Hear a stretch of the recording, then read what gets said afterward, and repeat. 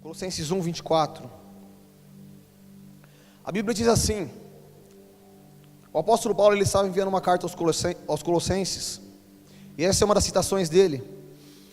Ele diz: agora me alegro nos meus sofrimentos por vós, e completo no meu corpo o que resta das aflições de Cristo, em benefício do seu corpo, que é a igreja. Amém? Ele disse aqui: agora eu me alegro com os meus sofrimentos. E aí ele vai falar: eu completo no meu corpo, eu faço completo através do meu corpo os sofrimentos, as aflições de Cristo. Se a gente vai observar essa frase, o que resta das aflições de Cristo, a gente pode parar para pensar e questionar uma coisa: será que o sacrifício de Jesus na cruz não foi tudo? Será que o sacrifício que Jesus fez por nós enquanto Ele estava aqui na terra não foi o suficiente? Porque Ele está falando aqui de completar as aflições de Cristo. Ao que Ele estava se referindo? A Bíblia fala que nós, como igreja, nós somos o corpo, mas nós somos o corpo de alguém, e esse alguém é Cristo. E o Senhor Jesus ele disse: aquele que quiser vir após mim, negue-se a si mesmo, tome a sua cruz e siga-me. Ele disse que se nós quiséssemos servir a Ele, nós deveríamos passar pelo nosso processo de levar a nossa cruz. E na própria Bíblia diz que quando um membro do corpo sofre, todos os outros membros sofrem juntamente, todos os outros membros padecem com ele. Nós, como corpo de Cristo, nós compartilhamos de aflições, mas nós não compartilhamos essas aflições sozinhos, nós compartilhamos essas aflições com Cristo, porque a Bíblia diz que Ele enviou para nós o ajudador, o consolador, aquele que estaria nos nossos corações. Então, queridos, nós precisamos de entender uma coisa primeiramente, que sempre que nós sofremos, sempre que nós passamos por aflições, por desafios que essa vida nos impõe, tem alguém ao nosso lado, participando disso tudo junto conosco. Esse alguém é o Espírito Santo. Nós como corpo compartilhamos isso com Ele. Nós como corpo compartilhamos isso com a igreja. Só que nós vivemos em um tempo politicamente correto, um tempo onde as pessoas dizem que as coisas precisam ser muito perfeitinhas, onde as coisas precisam ser muito frágeis, e que ninguém pode magoar o outro, ninguém pode falar algo que o outro não goste, ninguém pode falar algo que contrarie o outro. Nós vivemos em um tempo assim, onde nós temos que tomar muito cuidado quando nós caminhamos, para não estar pisando em cascas de ovos e quebrando essas cascas. É um tempo muito frágil, onde você expressa a sua opinião, você é taxado de diversas coisas por outras pessoas que não concordam com você. Se você fala alguma coisa sobre santidade, você se torna religioso. Se você olha para uma pessoa e fala: olha, você tem que tomar cuidado, porque esse caminho que você está tomando pode gerar uma condenação para a tua vida. A pessoa fala: mas quem é você para falar da minha vida? Eu não te dei direito para isso. E aí acontece o quê? A igreja, Jesus, porque a igreja é o corpo de Cristo. Jesus não pode, nos nossos tempos nós vemos que as pessoas não permitem que Jesus interfira realmente na vida delas. Nós fazemos planos sem consultar Ele, e aí no final a gente vai lá e fala o quê? Não, esse plano é de Deus para a minha vida. Mas a gente nem dobrou o nosso joelho, a gente nem sequer fez uma oração para saber se aquilo era de Deus ou não, mas porque aquilo parece agradável aos nossos olhos, porque aquilo parece muito atraente, porque aquilo parece muito bom, nós começamos a fazer o quê? Nós falamos: não, isso é o que me basta, isso é o que Deus quer para a minha vida, isso é o que Deus tem para mim. Mas eu te pergunto, será que é o que realmente Deus tem para a sua vida?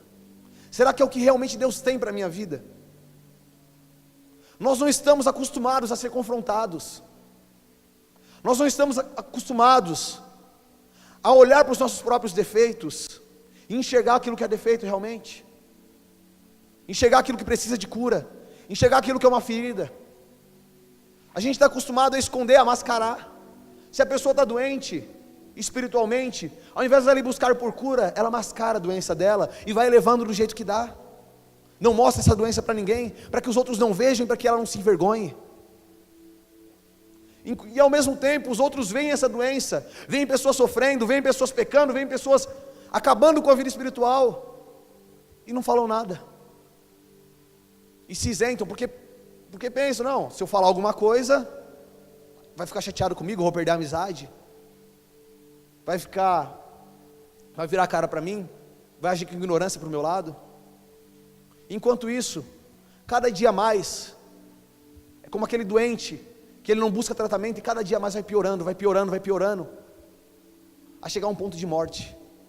E cada dia mais, queridos, que nós mascaramos, cada dia mais que nós escondemos, cada dia mais que nós não buscamos pelo processo de cura, uma coisa só que vai acontecendo: cada dia mais nós vamos nos tornando pessoas mortas, pessoas frias, pessoas que são incapazes de expressar qualquer reação por aquilo que se refere a Jesus. E Jesus, ele espera mais de nós. Amém? Jesus, ele espera mais de nós. Jesus, ele não está à procura de uma igreja de falsos.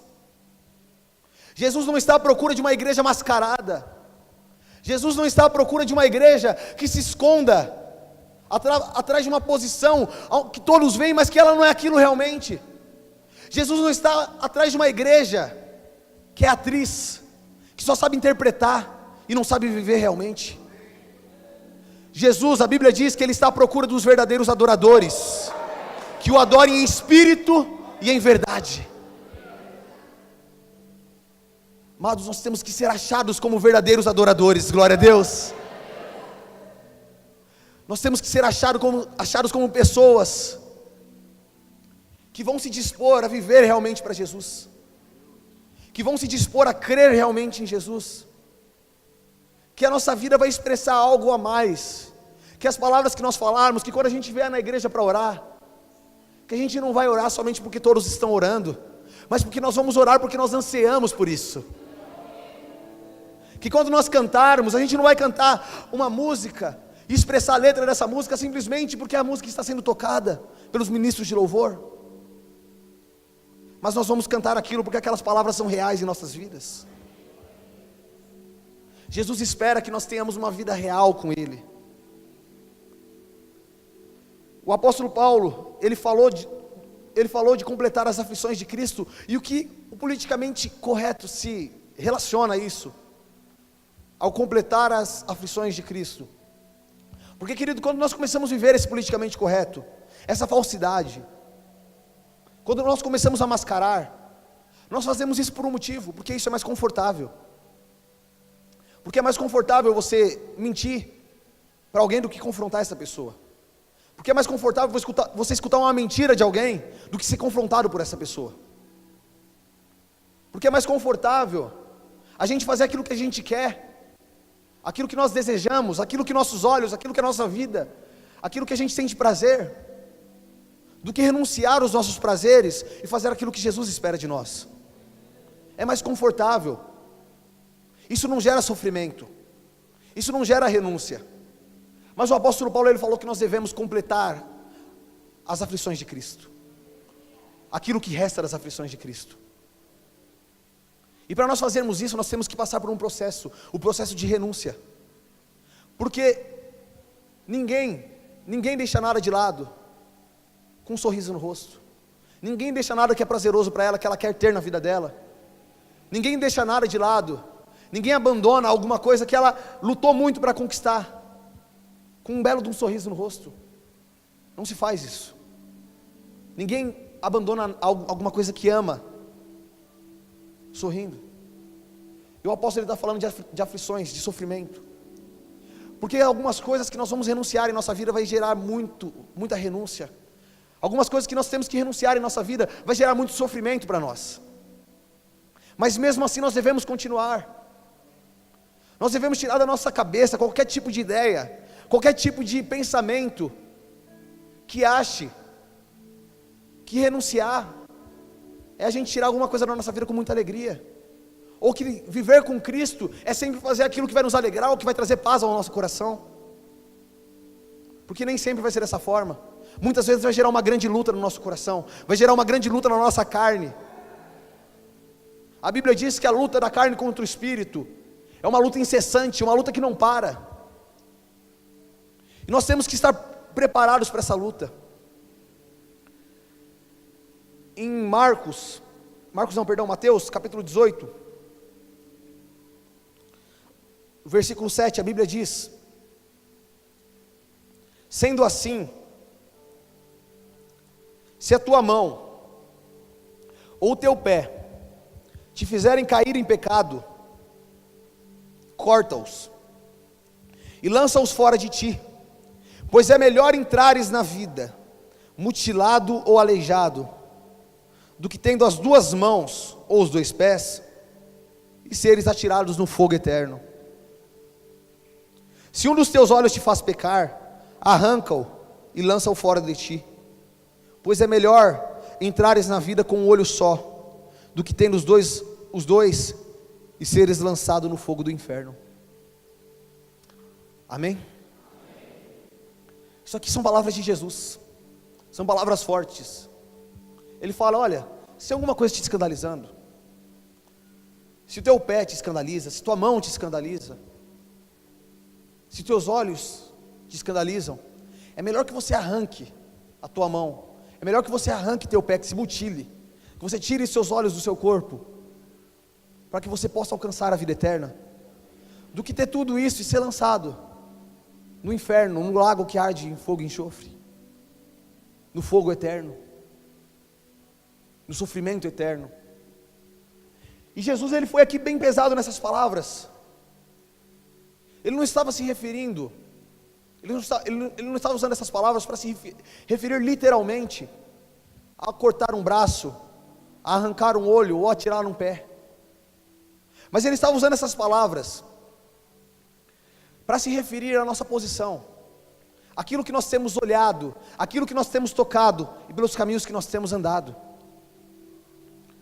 A Bíblia fala em Hebreus capítulo 11, no versículo 24, fala sobre Moisés, e diz que pela fé Moisés, já adulto, recusou ser aclamado como filho da filha do faraó, preferindo ser maltratado com o povo de Deus, a desfrutar os prazeres que o pecado é capaz de proporcionar por curto período de tempo. Por amor ao Messias, julgou sua desonra uma riqueza mais excelente que os tesouros do Egito, porquanto contemplava sua gloriosa recompensa, por meio da fé. Abandonou o Egito não temendo a ira do rei, e perseverou, pois fitava aquele que é invisível. A Bíblia está falando aqui de Moisés. Queridos, a gente leu isso aqui que fala dos olhos, das mãos, dos pés que escandalizam.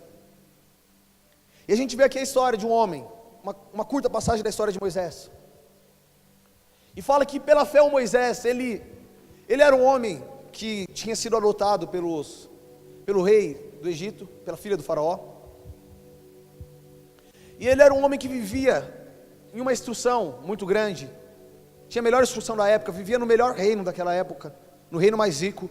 Então ele desfrutava das riquezas do Egito, ele era da família do rei, mas mesmo assim, a Bíblia fala que ele abandonou tudo, por causa de um propósito, por causa da fé que ele tinha, por causa dos olhos dele que estavam voltados para alguém. E no 26, a gente precisa de entender uma coisa: Moisés, ele viveu 1500 anos antes de Jesus, ou seja, na época que Moisés viveu não tinha Bíblia, na época que Moisés viveu, não tinha ainda o Velho Testamento, porque os primeiros livros do Velho Testamento, quem escreveu foi ele. Moisés não tinha um pastor pastoreando a vida dele ali, falando: olha, você tem que fazer isso, você tem que fazer aquilo, você tem que andar desse jeito aqui, olha aqui, é isso que a Bíblia diz. Moisés não tinha isso, não tinha um tutor espiritual. Mas a Bíblia fala que Moisés, ele teve um encontro com Deus. Moisés, ele tinha um propósito, uma promessa que vinha de Deus. E a Bíblia fala que por amor ao Messias. Quem é o Messias? Jesus. Moisés, ele foi um cara que viveu 1500 anos antes de Jesus, mas a Bíblia fala que por amor a Jesus, ele fez tudo isso. Ele abandonou o Egito, Um cara que viveu 1500 anos antes de Jesus por amor a Ele, abandonou tudo, porque ele já conseguia enxergar que um dia o Messias viria, que um dia Jesus viria. Ele já conseguia enxergar que um dia o reino de Deus viria sobre a terra. Ele já conseguia enxergar a nova Jerusalém que viria dos céus. E por causa disso ele começou a abandonar as coisas que o mundo oferecia para ele.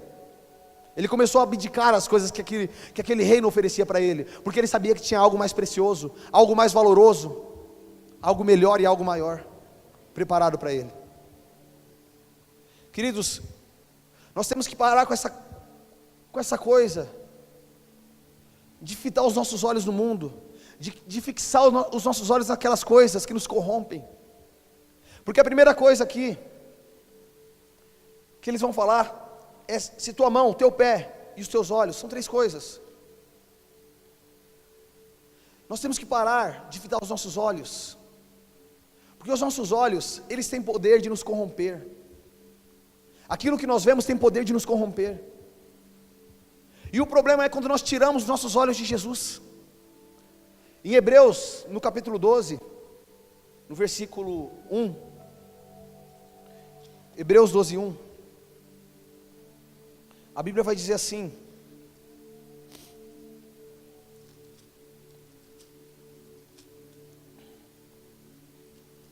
diz assim: portanto também nós, considerando que estamos rodeados por tão grande nuvem de testemunhas, desembaraçemo-nos de tudo que nos atrapalha e do pecado que nos envolve,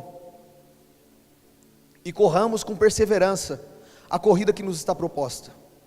Então a primeira coisa que fala aí, a gente tem que se desembaraçar, tirar o embaraço, deixar de estar preso com o pecado que nos envolve, e começar a correr com perseverança, essa corrida que Jesus nos propôs. E aí no 2 fala, olhando fixamente para o autor e consumador da fé, Jesus, o qual por causa do júbilo que lhe fora proposto, suportou a cruz, desprezando a vergonha, e assentou-se à direita do trono de Deus. Refleti profundamente sobre aquele que suportou tamanha oposição dos pecadores contra a sua própria pessoa, para que não vos fatigueis, tampouco desanimeis. Glória a Deus. A Bíblia está falando uma coisa aqui, olhando fixamente para o autor e consumador da nossa fé. Jesus, ele falou, se os seus olhos se escandalizarem, nós temos que olhar fixamente para Jesus, o autor e consumador da nossa fé. O que é olhar fixamente? Você já foi encarado por alguém? Já foi? Às vezes você está sendo encarado por uma pessoa assim, e a pessoa está olhando para você, te encarando, aí você olha para baixo assim, tal, tenta desviar o olhar, aí você desvia o olhar assim um pouquinho, aí você fala, será que está me encarando? Aí você olha de novo para a pessoa, aí quando você olha, ela continua te olhando, continua te encarando, aí você fica com vergonha, você baixa o olho de novo, aí você vira, disfarça, olha de novo, a pessoa está te encarando ainda, ela está te olhando fixamente. Quando você encara uma pessoa, quando você está olhando para alguma coisa, e você está assistindo, por exemplo, televisão, ali está assistindo um filme e tal, e alguém passa na frente, você fala, sai daí e tal, estou tentando assistir. Você está olhando fixamente, você não quer perder a sua visão, você não quer se distrair com as coisas que estão acontecendo ao redor, porque você tem um ponto de visão, um lugar onde você está focado, uma coisa que você quer olhar, uma coisa na qual você está focado, você está voltando a sua visão para aquilo. E as coisas que estão acontecendo ao redor, elas não vão ficar te chamando tanta atenção, porque você não está voltado para aquelas coisas, você está olhando fixamente para algo. E a Bíblia fala que nós temos que olhar fixamente para Jesus, que Ele tem que ser o alvo dos nossos olhares, porque querido, se Jesus for o centro do seu olhar, você não vai ter tempo para ficar olhando para as coisas desse mundo. Só que acontece que muitas vezes nós começamos a nos corromper com esse mundo, porque nós começamos a perder o olhar de Jesus, nós começamos a deixar de olhar para Jesus e a gente começa a se corromper. Aí você olha para uma oportunidade de emprego que é muito boa, você olha para uma oportunidade de relacionamento, que aos seus olhos parece agradável, nós olhamos para oportunidades que nos aparecem, e a gente não coloca aquilo à prova, para ver se é de Deus ou não, aquilo ali conquista os nossos olhos, e a gente começa a andar para aquele lugar. Quando eu estava fazendo autoescola, CFC, o instrutor ele falou assim, um dia eu guardei isso até hoje, ele falou, olha, quando você estiver dirigindo, olha para a estrada, quando você estiver dirigindo, mantém seu olhar firme na estrada, fixo na estrada. Aí ele falou, tem muita coisa que acontece de ter gente que está dirigindo e tal, e começa a olhar para o lado, começa a olhar para a vitrine de loja, essas coisas, e aí quando vai ver a pessoa entra na calçada com o carro. E aí ele falou assim, porque para onde você está olhando, a sua direção vai para aquele lugar. Ele falou isso no CFC e eu guardei aquilo na mente até hoje. Aí ele falou aquilo, foi uma ilustração muito real, eu assimilei a isso, inclusive. Queridos, aonde nós olhamos, aquilo ali começa a tomar nossa direção. Aquele lugar que se torna o ponto da nossa visão, ele começa a nos chamar, ele começa a nos atrair. E quando a gente vai ver, a gente deixou de olhar para Jesus e está em outro lugar. A gente deixou de estar com Jesus para servir outra coisa, para servir outro lugar. A Bíblia vai dizer em 1 João 2, 1 João capítulo 2,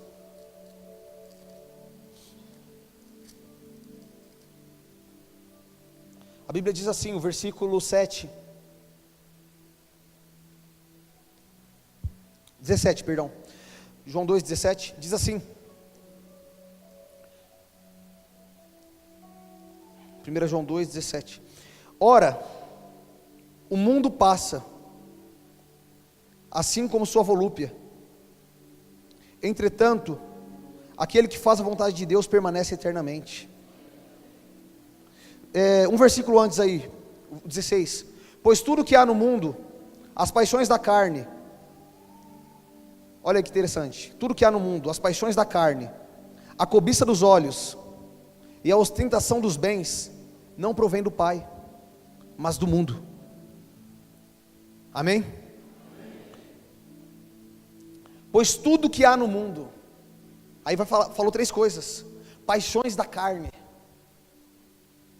paixões, aquelas coisas que te apaixonam, aquelas coisas que tomam tua atenção, é aquela rede social que a pessoa não consegue abdicar, ela fica ali o dia inteiro, vidrada no celular, vidrada no computador, olhando para aquele negócio o dia todo e não consegue tirar a mente daquilo.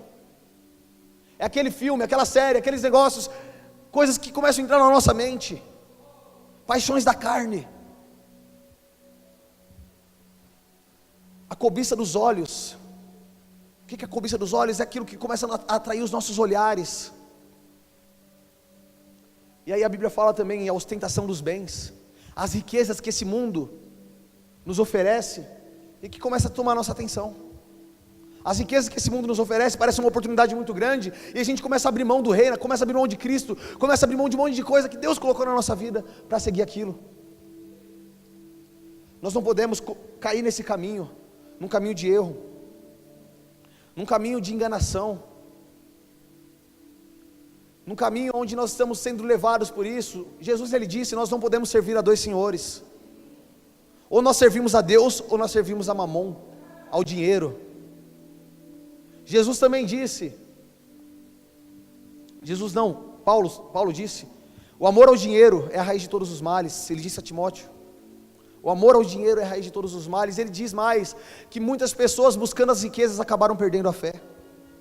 Muitas pessoas, por buscarem tanto as riquezas, acabaram perdendo a fé. Aí, querido, eu te falo, faça uma análise. É uma coisa que nós temos que pensar sobre nossa própria vida.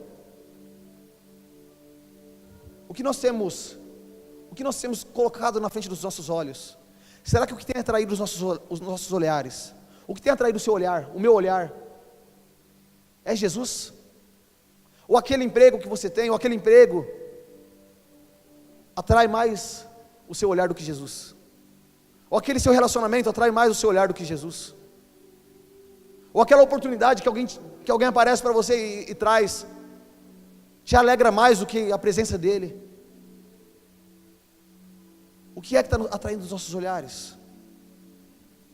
Pense, o que é que atrai o seu olhar? O que é que você pensa o dia todo? O que é que você, às vezes, perde o seu sono para ficar pensando naquilo? O que é aquela coisa que te alegra quando você pensa? A Bíblia diz que os nossos olhos têm que estar voltados para Jesus. Amém? Aí a Bíblia vai falar também que os nossos pés, se eles escandalizarem, nós temos que cortá-los.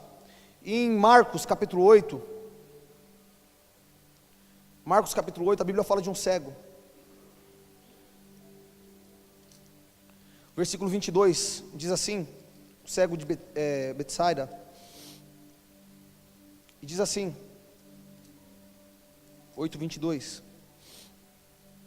e chegando a Betsaida, algumas pessoas trouxeram um cego à presença de Jesus, e rogavam-lhe que o tocasse.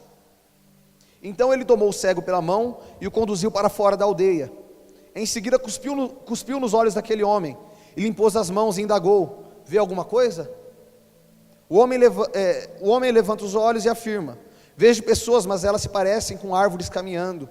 Mais uma vez Jesus colocou suas mãos sobre os olhos do homem, e no mesmo instante, tendo sido completamente restaurado, via com clareza, e podia discernir todas as coisas. Então Jesus enviou aquele homem para casa, recomendando-lhe, nem sequer no povoado entres. Jesus tirou aquele homem daquela cidade, trouxe cura para a visão dele, e aí Jesus fala para ele, não volta para aquele lugar. Os pés.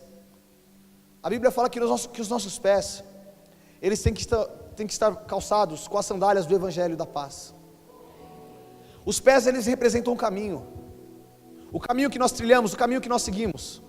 E a Bíblia fala que aquele lugar que aquele homem estava, era um lugar que estava tirando a visão dele, era um lugar que estava limitando ele. Queridos, quais são os caminhos que nós temos andado? Em Provérbios a Bíblia diz que há caminhos que ao homem parecem direitos, mas o seu fim são caminhos de morte.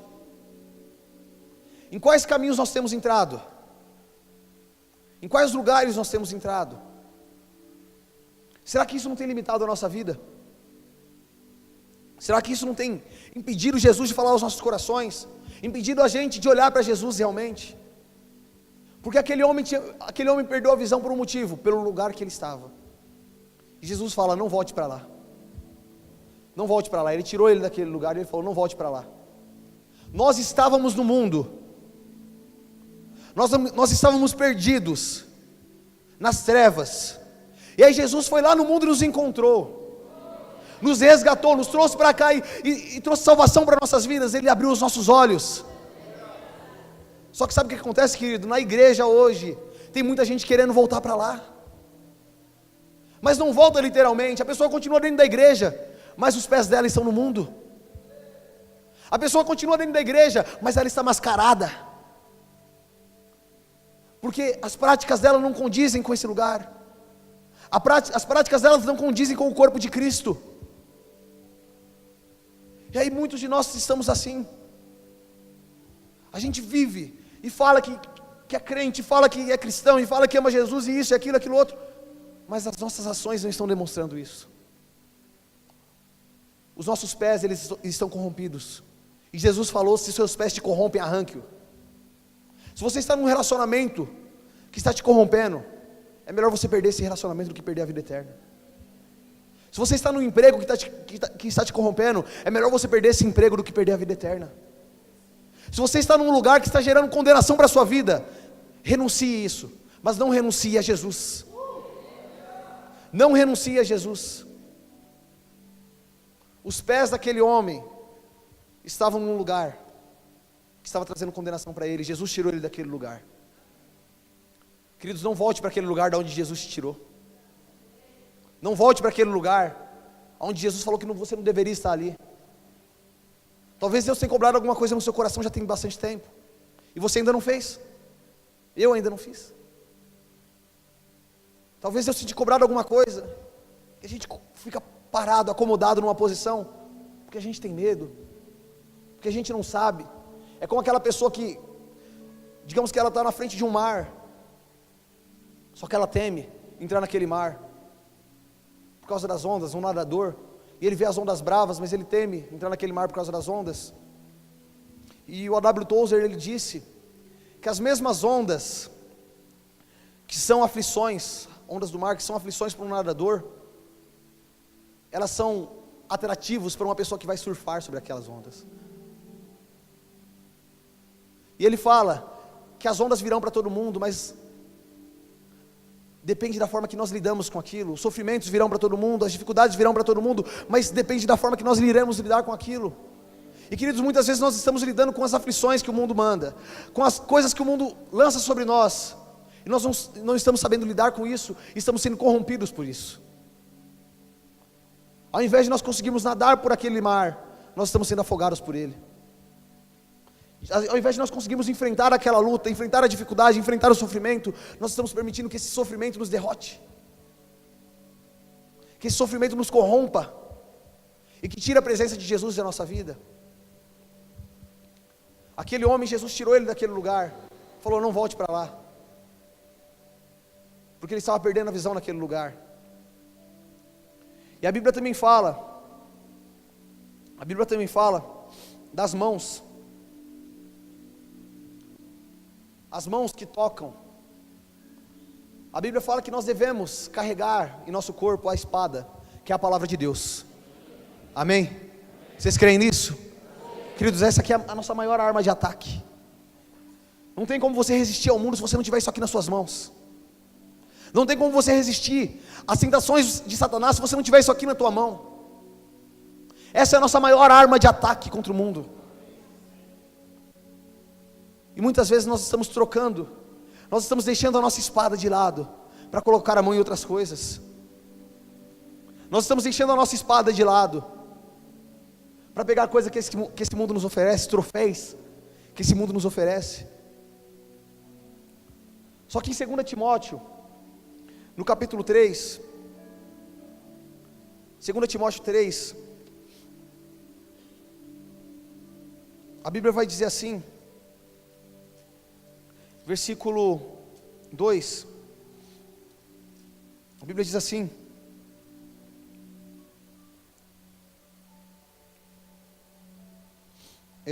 na verdade, versículo 2 Timóteo 2, 2 Timóteo 2, versículo 3, diz assim: participa dos meus sofrimentos, como bom soldado de Cristo Jesus.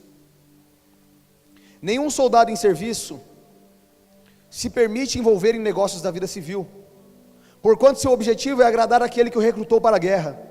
Da mesma forma, nenhum atleta é coroado como vencedor, se não competir de acordo com o regulamento. Aqui a Bíblia está nos comparando a soldados de Cristo.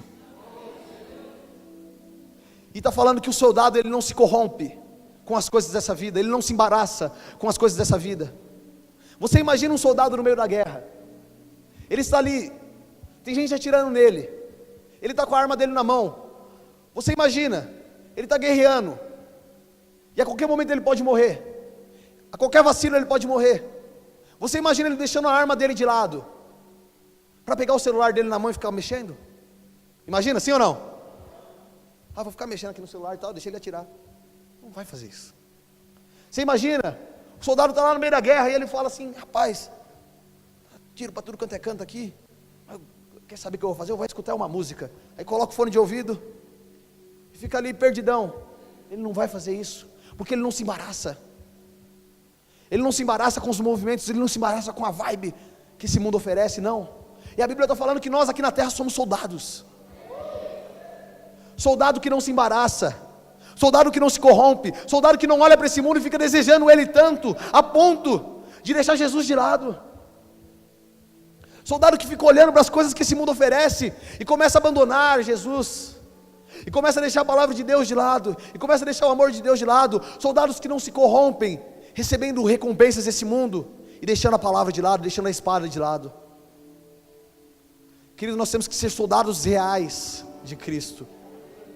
Soldados que se preparam para a batalha, soldados que se preparam para fazer um esforço. Você pega o soldado que está na guerra, ele fica ali acordado 2 dias seguidos, vigiando para não morrer, para não chegar alguém no ataque surpresa e pegar ele dormindo.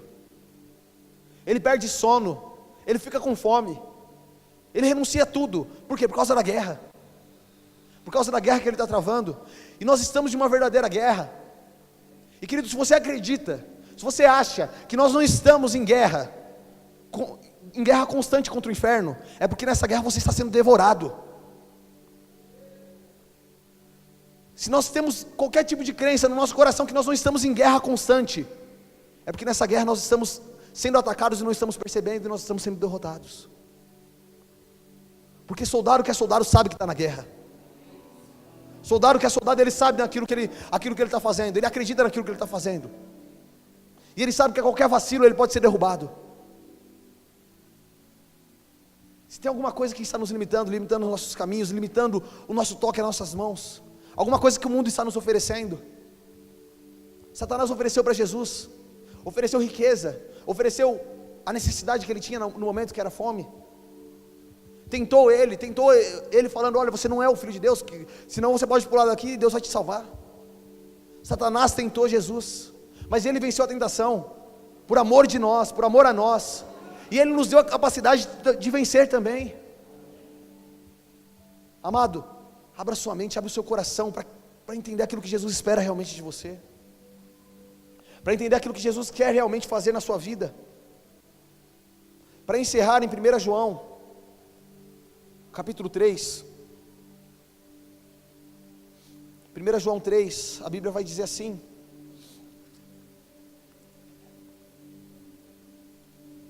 versículo 13,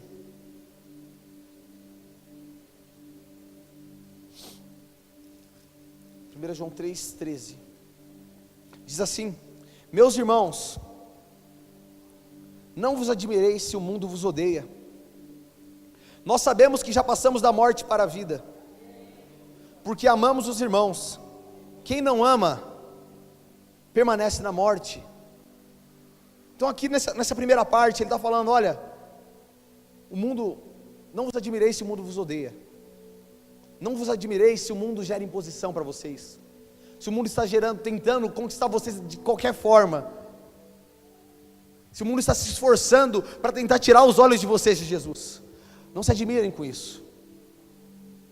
E aí ele fala que nós temos que amar os nossos irmãos, que nós devemos amar os nossos irmãos, porque nós já passamos da morte para a vida. Querida, qual é a prova que nós vivemos? Qual é a prova que nós aceitamos Cristo realmente, que Ele vive em nós? O amor. Essa é a prova. Porque a Bíblia fala que se nós amamos, isso prova que nós passamos da morte para a vida. Se nós não conseguimos nos compadecer das pessoas, se nós não conseguimos ver o irmão passando por dificuldades, passando por sofrimento, e olhar para ele e nos compadecer, e passar por esse mesmo sofrimento, e completar as aflições de Cristo, e completar os sofrimentos de Cristo, se nós olhamos para essa pessoa e nós não conseguimos amar, isso está mostrando uma coisa: nós não acreditamos em Jesus realmente, nós não passamos ainda da morte para a vida.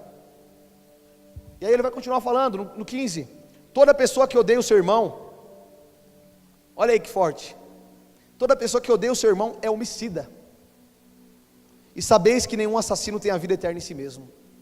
Ou seja, quando você começa a nutrir um ódio por uma pessoa, uma mágoa: eu não consigo perdoar, eu não perdoo, eu não faço, eu odeio, se eu puder eu me vingo. Quando a gente nutre esse tipo de sentimento no nosso coração, a Bíblia está falando que o nosso pecado é exatamente igual ao pecado de alguém que mata uma pessoa, que mata um inocente, alguém que vai lá, pega uma arma, alguém que vai lá e que agride uma pessoa e mata essa pessoa. É exatamente igual.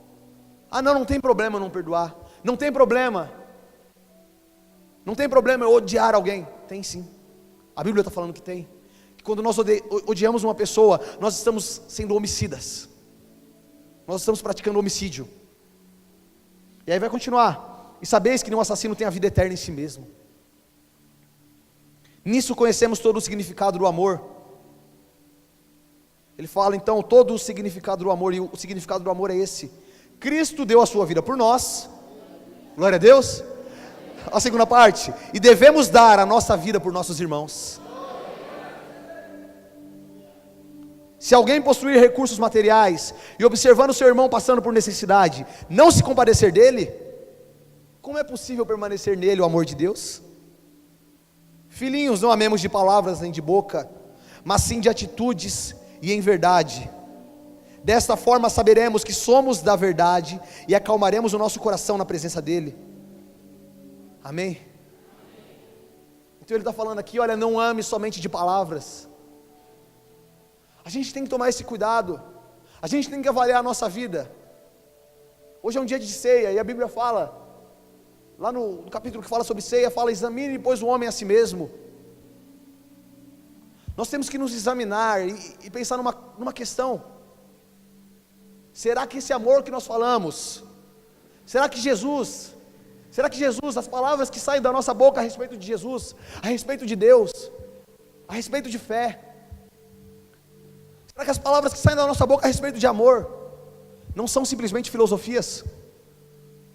Porque a Bíblia diz: não amem somente de palavras, mas de atitude de verdade. Nós temos que ter a nossa atitude condizente com o amor que nós temos. Nós temos que ter as nossas ações condizentes com aquilo que nós falamos, com aquele amor que nós pregamos.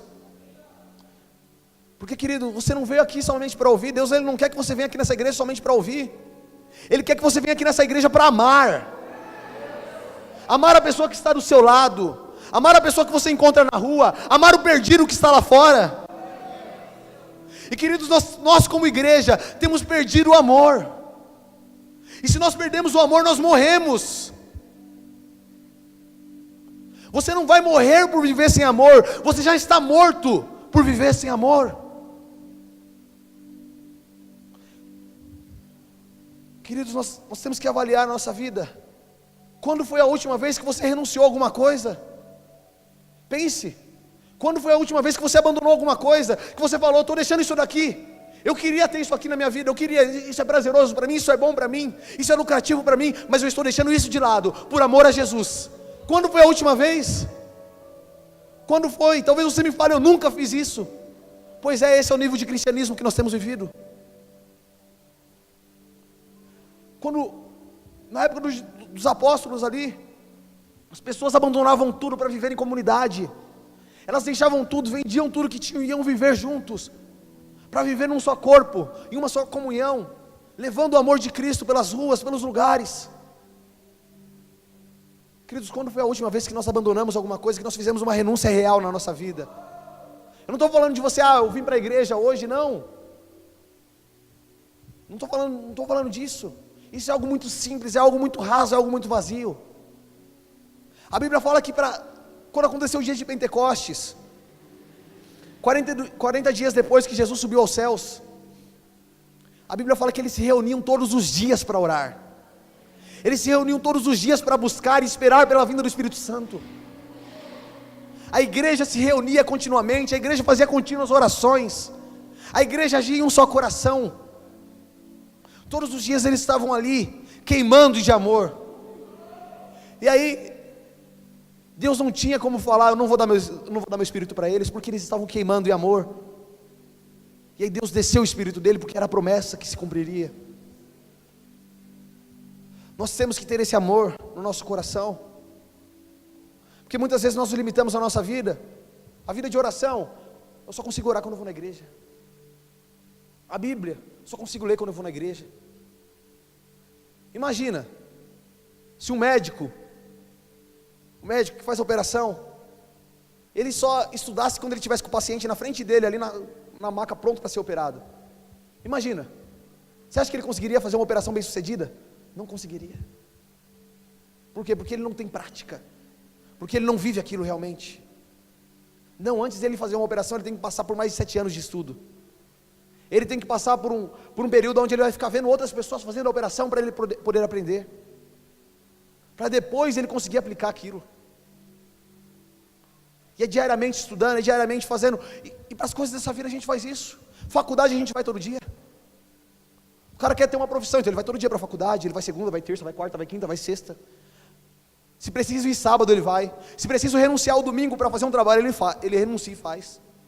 Por quê? Porque ele está desejando alguma coisa, ele quer alcançar alguma coisa. E aquilo que nós queremos alcançar é muito maior do que qualquer estudo.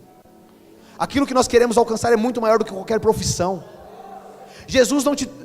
O propósito de Deus para a nossa vida nessa terra não é você ser rico. O propósito de Deus para a sua vida nessa terra não é você ter uma boa profissão, não é você ter um casamento mais feliz, não é ter a família mais feliz. O propósito de Deus nessa vida para nós é que nós possamos viver aquilo que Ele espera de nós, é que nós possamos viver de acordo com a palavra dEle, trazer outras pessoas para Ele, e um dia ir morar na eternidade com Ele. Queridos, que nós possamos vibrar com essas verdades do nosso coração, não viver somente de palavras, não viver somente com uma atitude vazia, por obrigação. Eu venho na igreja, eu faço isso, eu faço aquilo. Nós temos que ter uma vida verdadeira, renunciar coisas que Deus tem nos pedido, coisas que Jesus tem colocado na nossa vida. Tem coisas que você já sabe tem muito tempo, que não deveria estar mais na sua vida, mas continua lá, continua no mesmo lugar. A pessoa vai lá e ela erra, ela comete algum pecado, em vez de ela tirar aquilo da vida dela, não, ela continua, ela vai alimentando aquilo, vai deixando ali de canto. Queridos, nós temos que começar a agir com radicalismo em relação à nossa fé, e começar a crer e a viver realmente para Jesus, e falar: se isso aqui está me condenando, eu vou tirar da minha vida e pronto, e não tem o que as pessoas vão dizer, não tem o que os outros vão dizer, não tem o que as pessoas vão pensar, eu vou tirar isso da minha vida e pronto. Teve um homem, Jim Jones, o nome dele, ele criou uma seita cristã, uma seita que se dizia cristã, porque de cristã não tinha nada. Templo do Povo, o nome dessa seita, e ele fundou uma cidade nos Estados Unidos, comprou um terreno vasto, e começou a construir uma cidade, para os fiéis da igreja dele morar. E aí foi construindo essa cidade e tal, e eles começaram a se juntar naquele lugar, e em 1979, eles estavam em uma das suas reuniões litúrgicas, e eles começaram ali a fazer um momento e tal, e ele foi induzindo aquele pessoal através de lavagem cerebral, que ele já praticava com eles há anos, foi induzindo eles a um transe, e eles entraram em transe, e naquele momento ele induziu aquelas pessoas, 900 pessoas, a tomarem veneno. E naquele dia, ele fez 900 pessoas se suicidarem ao mesmo tempo. E aí você vê a influência que esse homem conseguiu ter sobre 900 pessoas, fazendo 900 pessoas se influenciarem a ponto de se suicidarem juntas. A gente vê a religião, por exemplo, do Estado Islâmico, que desde criança, eles vão ensinando para uma criança, que se ela um dia morrer em favor da religião dela, ela vai chegar lá no céu que eles acreditam, e ela vai ter muitas riquezas, vai ter muitas glórias. E aí a pessoa vai crescendo debaixo dessa verdade. E aí quando ela tem seus 20 anos, 30 anos, muitas pessoas, a gente vê aí muitos desastres no mundo, de muçulmanos que saem atirando, matando pessoas, de muçulmanos que colocam bomba no próprio corpo e se explodem, fazendo terrorismo. Uma influência que uma religião é capaz. Só que eu falei aqui de 2 casos, e esses 2 casos estão baseados em mentiras. Eles pregavam mentiras, eles vivem mentiras. E queridos, nós pregamos a verdade, nós vivemos a verdade, e nós temos dificuldade para influenciar 20 pessoas a virem em intercessão. Nós temos dificuldade para influenciar 20 pessoas a participarem do escatologia, coisas que vão fundamentar a fé. Os heróis da fé não possuíam um fundamento que nós possuímos. Nós possuímos um fundamento muito maior do que o deles. Nós temos a abertura a toda a palavra de Deus, a vida de Jesus. A Bíblia fala que eles sonhavam em viver o tempo que nós vivemos. Nós temos o Espírito Santo habitando em nossos corações. Querido, nós temos uma abertura, uma oportunidade tão grande, e muitas vezes nós estamos desprezando essa oportunidade.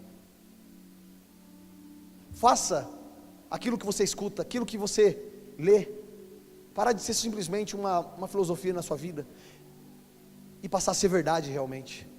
Se tem alguma coisa te escandalizando, tira isso da sua vida. Não ame somente de palavra, ame de verdade. Ame de verdade, tenha um amor flamejante, um amor, aquele amor que queima no seu coração por Jesus. Vibre pelas verdades dele.